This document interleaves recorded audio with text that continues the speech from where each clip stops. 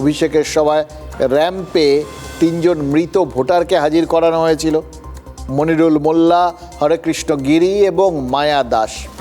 তাদের মধ্যে দুজনের বাড়ি মেটিয়াবুরুজ আর একজনের বাড়ি কাকদ্বীপে। এবার তখনই আমি নির্বাচন কমিশন থেকে শুনছিলাম তারা কিন্তু ঠিকই করে বসে আছেন যে এই রকম যে ঘটনা ঘটবে সেইগুলোর কিন্তু তারা পুঙ্খানুপুঙ্খ তদন্ত করে দেখবেন, বিশেষ করে এই মৃত জীবিত এই গণ্ডগোলটা আর কি। কারণ তাদের ধারণা এটা দুটো কারণে হতে পারে।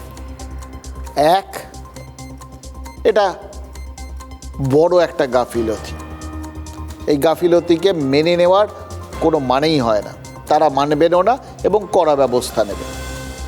এবং দুই, সেটা তাদের চোখে আরও বড় গর্হিত জিনিস, ইচ্ছাকৃত খুন।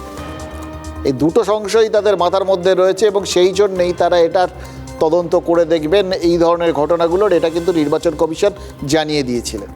তারা খতিয়ে ঠতিয়ে দেখার পর দেখেছেন যে মনিরুল মোল্লা আর হরেকৃষ্ণ গিরির ক্ষেত্রে তারা আগেই জানতে পেরেছিলেন যে একটা গণ্ডগোল হয়েছে, কারণ যেগুলো বুথে টাঙিয়ে দেওয়া হয় সেই তালিকায় তাদের নাম, ওই বাদের তালিকায় তাদের নামটা ছিল না, কিন্তু ওয়েবসাইটে নামটা কোনোভাবে বাদ পড়ে গেছিলো।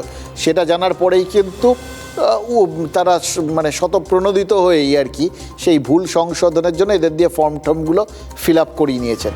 কিন্তু মায়া দাসের বিষয়টা তারা ভুল বলেই ধরছেন এবং সেটাকে খতিয়ে দেখছেন।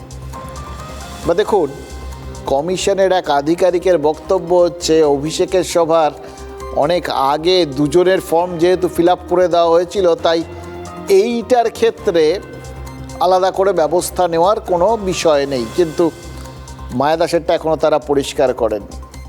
তবে হ্যাঁ, আগে যাদের বিরুদ্ধে তারা এফআইআর করতে বলেছিলেন, অর্থাৎ দুজন ইয়ারও, দুজন ইয়ারও, এদের বিরুদ্ধে তখন এফআইআর করতে বলার পরেও কিন্তু এফআইআর হয়নি। তাই জন্যেই স্ট্যাটাস রিপোর্ট চাওয়া হয়েছে এবং ভবিষ্যতেও কিন্তু এই ধরনের চাপগুলো যে আসবে সেটা আমরা বুঝতে পারছি। আর চাপ পাল্টা চাপের খেলার মানেই তো ভোট, এটাও তো বুঝতে পারছি।